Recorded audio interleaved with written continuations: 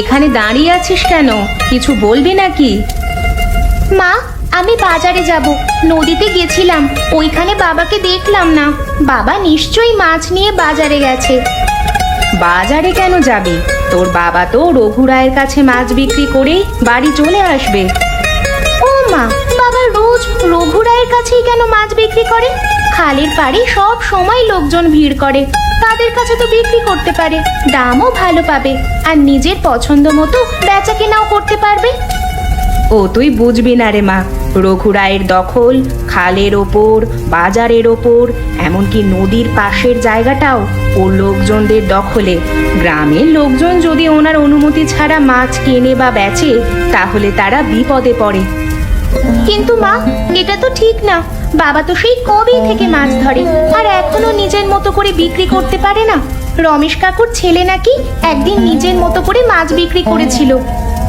সেই জন্যই তো রমেশ কাকুর ছেলেকে রাতে ধরে নিয়ে গিয়ে হুমকি দিয়েছিল রঘুর লোকজন। বলেছিল আর যদি এমন করে তাহলে তাকে নদীতে ফেলে দেবে। সেই থেকে কেউ আর সাহস পায় না। তবে কি আমরা চিরকাল এইভাবে চলবো মা? এই গ্রামে থাকতে হলে রঘু রায়ের নিয়ম কানুনই মানতে হবে রে মা।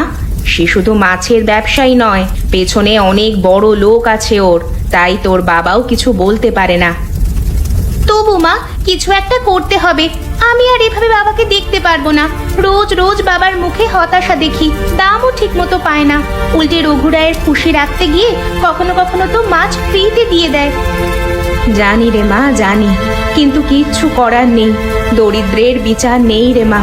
যদি কিছু বলি তাহলে শুধু মাছ না, মাথার ওপরের এই দোচালা ঘরটাও আর থাকবে না। মা, কে যেন এসেছে। বাবা কি? চল রে দেখি। শোন মা, তোর বাবার সাথে এইসব নিয়ে কথা বলবি না, তোর বাবা কিন্তু রেগে যাবে। আরে রমেশ কাকা যে, তা কেমন আছো? আর ভালো থাকা, শরীরটা বেশি ভালো নেই, কাজকর্ম করতে পারি না। ছেলেটা আমার মাছ ধরে বিক্রি করতো, সেই রাস্তাও বন্ধ হয়ে গেছে। বুঝতে পারছি কাকা, রঘু রায়ের অত্যাচারে গ্রামে টিকে থাকা কঠিন হয়ে যাচ্ছে। জেলেদের কাছ থেকে জলের দরে মাছ কিনে চড়া দামে বিক্রি করে।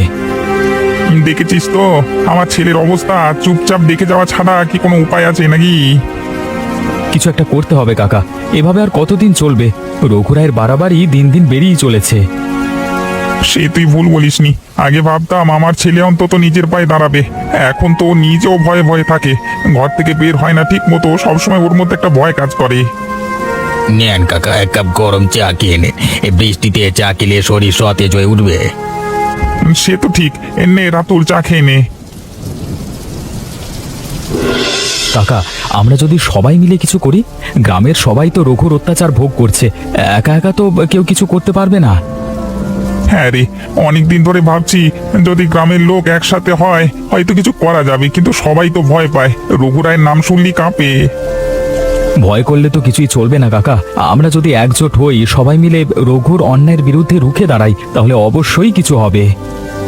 তুই ঠিক বলেছিস, সাহস থাকলে একদিন ঠিকই পরিবর্তন হবে। কিন্তু মনে রাখিস রাতুল, পরিবর্তন আনতে গেলে অনেক ত্যাগ স্বীকার করতে হবে। ত্যাগ স্বীকার করতে রাজি আছি কাকা। বাবা, আমাকে একটা লাল জামা কিনে দেবে? আমাদের স্কুলে বনভোজন হবে, আমার সব বন্ধুরা লাল জামা পরবে। আমার তো কোনো লাল জামা নেই। দেখছিস না মা, তোর বাবার কাছে এখন টাকা নেই।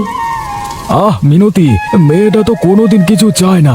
একটা লাল জামা আবদার করেছে, সেটা আমি দেব না, তা কি হয় নাকি? সত্যি বাবা, তুমি দেবে? তুমি আমার সেরা বাবা। হ্যাঁ রে মা, তোকে আমি লাল জামা কিনে দেব। তুই লাল জামা পরে বন্ধুদের সাথে বনভোজন করবি। আমিও তো তাই চাই, আমার মেয়ে লাল জামা পরে বন্ধুদের সাথে আনন্দ করুক। কালকে রাত করে নদীতে যাব, যাতে বেশি করে মাছ ধরতে পারি। আর ভাবছি পুরনো একটা জাল আছে, সেটা বিক্রি করে দেব।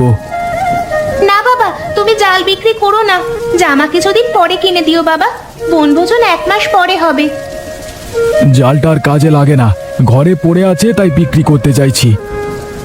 শুধু শুধু ঘরে পড়ে থেকে কি হবে? তার চেয়ে তুমি জালটা বিক্রি করে দাও। দেখি কি করা যায়। বাবু, মাছ এনেছি, মাছগুলো নিন, আমাকে তাড়াতাড়ি বাড়ি যেতে হবে। এত বেলা করে মাছ আনছিস কেন? এখন মাছ কিনলে তো বিক্রি করতে পারবো না, তুই মাছ বাড়ি নিয়ে যা। এই বৃষ্টিতে মাছ ফেরত নিয়ে গেলে সব প্যাঁচে পড়ে যাবে বাবু। সকাল থেকে নদীতে ছিলাম, প্রচুর কষ্ট করে মাছ ধরেছি, দয়া করে মাছগুলো রেখে দিন। কষ্ট করেছিস বলে কি আমাকে মাছ নিতে হবে? আরে এত মাছ এখন কে নেবে বল দেখি, আমাকে তো আমার ব্যবসার কথা ভাবতে হবে। বাবু টাটকা মাছ, দেখবেন সব মাছ বিক্রি হয়ে যাবে। কত কেজি মাছ এনেছিস? প্রায় 15 কেজি হবে বাবু। 1500 টাকা দেবো, যদি রাজি থাকিস তাহলে মাছ দিয়ে যা, না হলে আমার পক্ষে মাছ নেওয়া সম্ভব নয়। মাত্র 1500 টাকা? প্রতি কেজি 100 টাকা, বাজারে তো এই মাছ 500 টাকা কেজি। মানে ওরে, আমার সাথে দরাদরি করিস? যদি মাছ বেচতে চাস তাহলে মুখ বন্ধ করে পয়সা নিয়ে যা, নইলে তুই মাছ নিয়ে যা।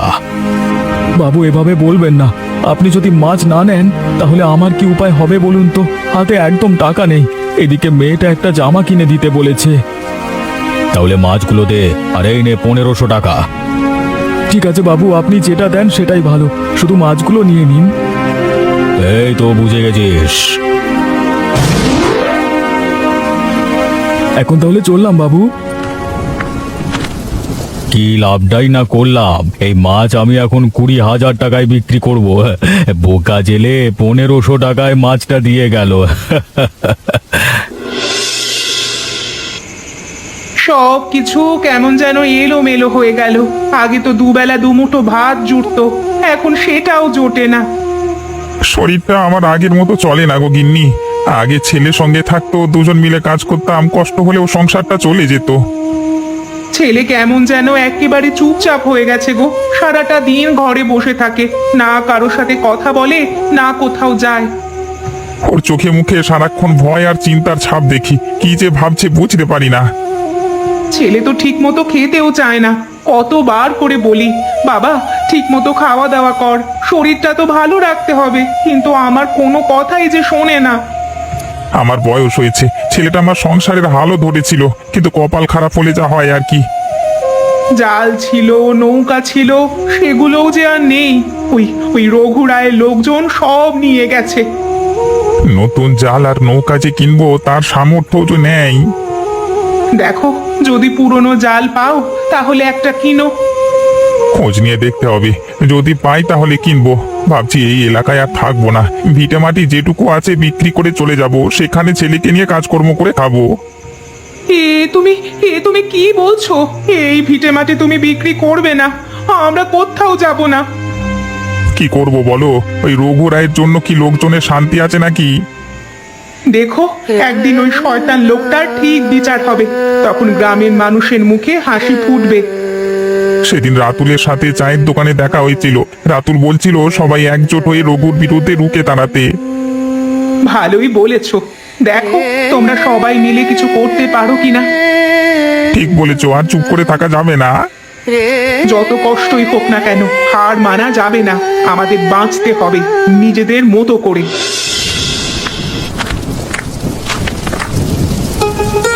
নিপা, কেমন আছিস? ভালো আছি কাকা। কোথায় গেছিলিস? দোকানে গেছিলাম তেল কিনতে, রান্নার তেল ফুরিয়ে গেছে তাই গেছিলাম। নিপা, গোপাল দাদাকে বলিস তো আমার সাথে দেখা করতে, খুব দরকারি কথা আছে। আচ্ছা বলবো। কাকা কি হয়েছে জানো? ওই রঘু রায় 15 কেজি মাছের জন্য বাবাকে 1500 টাকা দিয়েছে। তারপর 2 দিন ধরে বাবা আর মাছ ধরতে যায় না। মাছ ধরা আমিও বন্ধ করে দিয়েছিলাম, তবে আবার শুরু করব। একটা পুরনো জাল যদি কেউ বিক্রি করতো কিনতে পারতাম। আমাদের একটা পুরনো জাল আছে, বাবা বলছিল বিক্রি করে দেবে। তাহলে তো ভালোই হয়, তোদের জালটা আমি কিনতে পারবো। কাকা এখন চলো আমাদের বাড়িতে, বাবা বাড়িতেই আছে। না রে, এখন যাব না, আমার একটা কাজ আছে, আমি না হয় ফেরার পথে তোদের বাড়ি হয়ে যাব। আচ্ছা কাকা, আমি এখন গেলাম, দেরি হলে মা আবার চিন্তা করবে। ঠিক আছে, তুই এখন বাড়ি যা।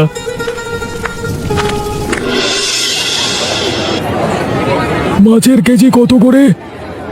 800 করে। 800 কম হবে না? কম হলে ছোট মাছ নিতে হবে, বড় মাছের দাম বেশি। আচ্ছা ঠিক আছে, আপনি বড়টাই দিন। আরে তমাল যে, তা এতদিন মাছ ধরিসনি কেন? দেখলি তো সে আমার কাছে আসতে হলো। আপনি যে অবিচার করছেন তার প্রতিশোধ নেওয়ার জন্যই আমি আবার মাছ ধরা শুরু করেছি। কিরে তমাল, কোনো কথা বলছিস না যে? তা মাছগুলো দিবি নাকি নিয়ে চলে যাবি? আগে তোর সাথে কি হয়েছিল ভুলে গেছিস নাকি? না না বাবু, আপনাকেই মাছগুলো দেবো, এই নিন। ধর, তোকে 2500 টাকা দিলাম। তোকে একটু বেশি টাকাই দিলাম, অন্য কেউ হলে 1500 টাকা দিতাম। আচ্ছা বাবু, আপনি যা ভালো মনে করেন। বুঝলি তমাল, এই গ্রামে যারাই মাছ ধরে সবাই আমার কাছেই মাছ বিক্রি করে। আপনি ছাড়া আর কে আছে বলুন যে তার মাছ বিক্রি করবে? বুঝেছিস তাহলে? আর শোন, এখন থেকে রোজ মাছ ধরবি, তোকে অন্যদের তুলনায় বেশি টাকা দেব। আজ নয়, কিন্তু একদিন ঠিকই এর শেষ হবে। আমরা গ্রামের সবাই এক হব, অন্যায়ের বিরুদ্ধে কথা বলবো। রঘুর দিন অবশ্যই একদিন শেষ হবে। বাবু, এখন আমি গেলাম, কালকে মাছ নিয়ে আবার আসবো।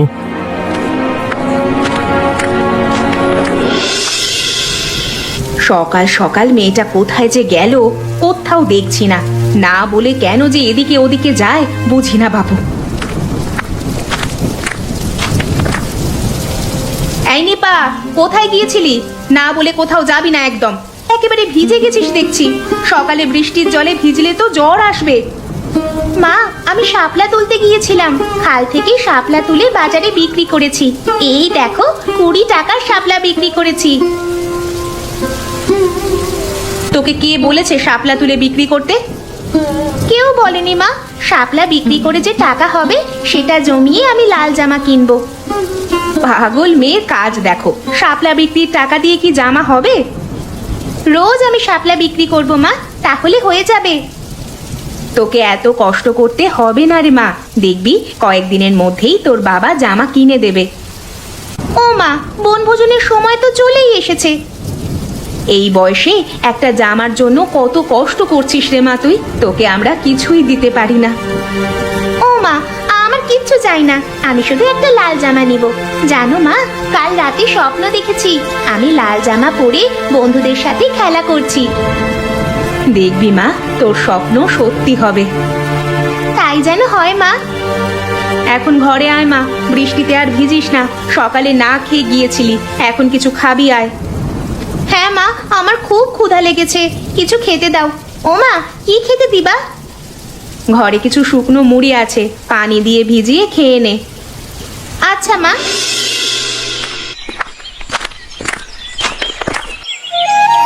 গোপাল দাদা যে, অনেকদিন পর দেখা হলো, তাই এই অসময়ে মাঠে কি করছো? কিছু বেগুনের চারা লাগিয়েছি তো। তা তুই খবর কি তোর? আজকাল তো দেখাই যায় না।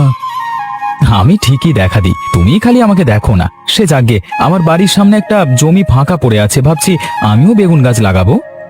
তা একা মানুষ বেগুন গাছ লাগিয়ে কি করবি? খাবে কে? এবার একটা বিয়ে শাদী কর। বিয়ের কথা বলছো? তাহলে আমার জন্য মেয়ে দেখা শুরু করো। শোন রাতুল, আমাদের পাড়ায় একটা দিদিমা থাকে, তোর সাথে বেশ মানাবে।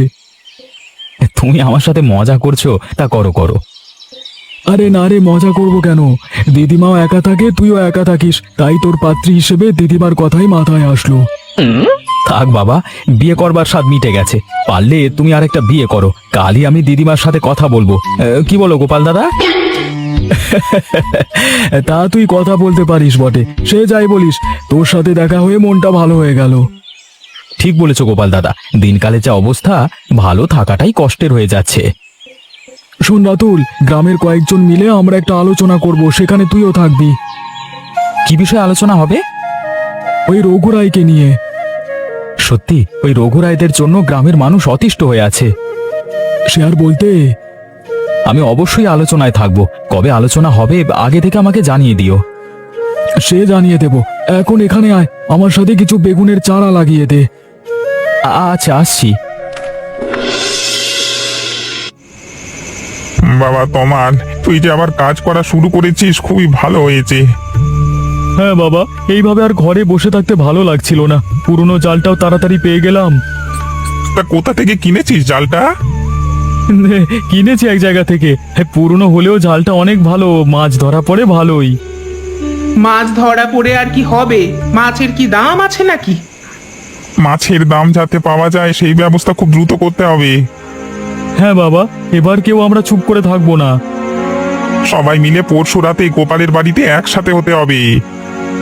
যা করবে খুব সাবধানে, বিপদ যেন না হয়। মা তুমি চিন্তা করো না, আমরা যা করব দেখো সবার ভালো হবে। গ্রামের অধিকাংশ মানুষ ওই রঘুর ওপর চটে আছে, গরিব মানুষকে শোষণ করাই ওর কাজ। তুমি একদম ঠিক বলেছো বাবা, ওই রঘু আমার জীবনটা একেবারে শেষ করে দিয়েছে, আমি ওকে ছাড়বো না।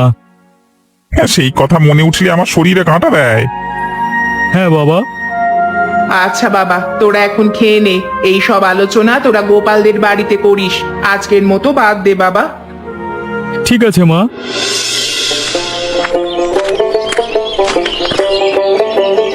কয় রে মানিবা, কোথায়? বাবা, ডাকছো? এই দেখ তোর জন্য কি এনেছি, এই নে তোর লাল জামা। আমার লাল জামা কত সুন্দর হয়েছে। তোর পছন্দ হয়েছে? খুব পছন্দ হয়েছে বাবা। লাল জামা পরে আমি বন্ধুদের সাথে খেলবো বাবা, একসাথে বনভোজন করব। সে তো করবি। ও মা, কোথায় তুমি? দেখো দেখো, বাবা আমার জন্য লাল জামা এনেছে। কই দেখি তো। ও মা, খুব সুন্দর জামা হয়েছে। আমার মেয়েটাকে তো এই জামা পরলে একেবারে পরীর মতো দেখাবে। আজকে আমার নিজেরও খুব আনন্দ হচ্ছে, ছোট একটা আবদার পূরণ করতে পেরেছি, তাতে আমাদের মেয়ে কত খুশি। জানো তোমার মেয়ে কি করেছে জানো? খাল থেকে শাপলা তুলে সেই শাপলা বাজারে বিক্রি করতো, টাকা জমিয়ে জমিয়ে নাকি সে জামা কিনবে। 200 টাকা মতো জমিয়েওছে। তাই নাকি রে মা? তুই এত কষ্ট করেছিস, তোর আর শাপলা তুলে বিক্রি করতে হবে না। জানো বাবা, ভেবেছিলাম আমার মনে হয় আর লাল জামা কেনা হবে না। আমি থাকতে আমার মায়ের ইচ্ছে পূরণ না করে কি পারি? রমেশ কাকা, আপনি এখানে সবার বড়, আপনি বলেন কি করলে ভালো হয়। আমাদের সবার আগে ভাবতে হবে গ্রামের গরিব মানুষের কথা, যারা মাছ কিনে খেতে পারে না, তারা যেন এবার থেকে মাছ কিনতে পারে। হ্যাঁ কাকা, এটা আমাদের আগে ভাবতে হবে। আমি একটা কথা বলতে চাই। রাতুল দাদা, তুমি বলতে পারো। রঘুর আড়তের পাশে কাল থেকে তমাল আর গোপাল দাদা মাছ বিক্রি করবে। রঘুর লোকজন কি আমাদের বিক্রি করতে দেবে রে? সে তো কখনো তোমাদের মাছ বিক্রি করতে দেবে না, লোকজন নিয়ে হয়তো মারতে আসতে পারে। প্রতি কেজি মাছের দাম কত ধরবো?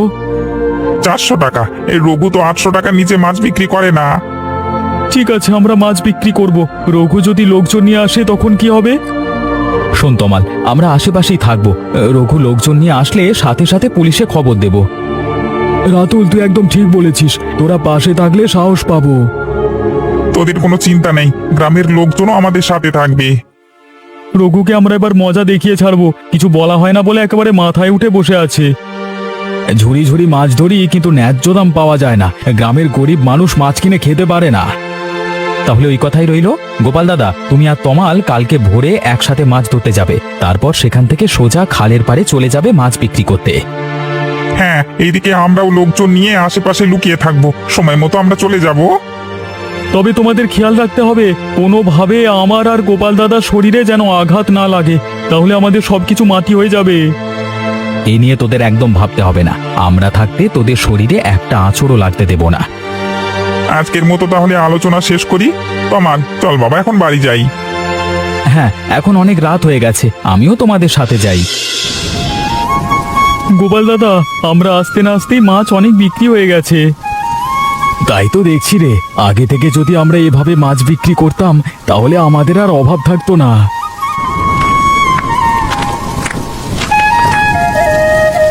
মাছের দাম কত গো? রঘুরায়ের কাছ থেকে তো মাছ কিনে খেতে পারি না। 400 টাকা। আমার কাছে 300 টাকাই আছে, যদি 300 টাকায় দেওয়া যায় তাহলে দাও। হ্যাঁ, দেওয়া যাবে, আপনি 300 টাকাই দিন আমাদের। তোমরা বেঁচে থাকো, তোমাদের অনেক ভালো হবে। কতকাল যে মাছ খাওয়া হয় না, তোমাদের জন্য এবার মাছ খেতে পারবো। এই মাছের বাজার আপনাদের জন্যই।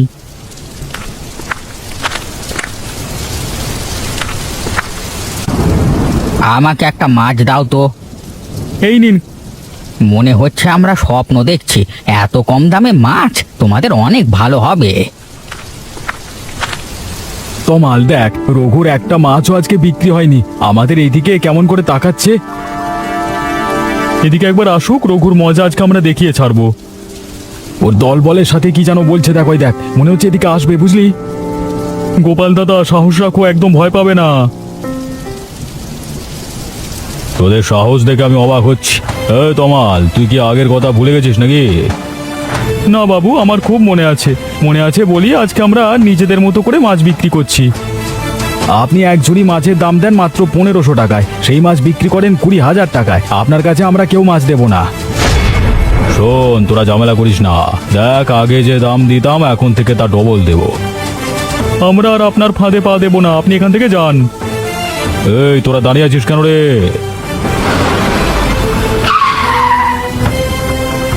চল চল থানায় চল, বাজার কি মস্তানি করবার জায়গা নাকি?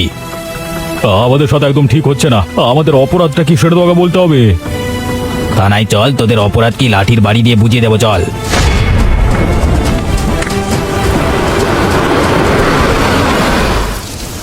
রমেশ কাকা, আপনারা ঠিক সময় মতো না আসলে আজকে আমাদের কপালে দুঃখ ছিল। আমরা তো প্রস্তুত হয়েই ছিলাম। যাক, ভালোই ভালো সব ঝামেলা মিটে গেল। আপনারা সবাই শুনুন, আজকে থেকে এটা খালপাড়ে সস্তা মাছের বাজার।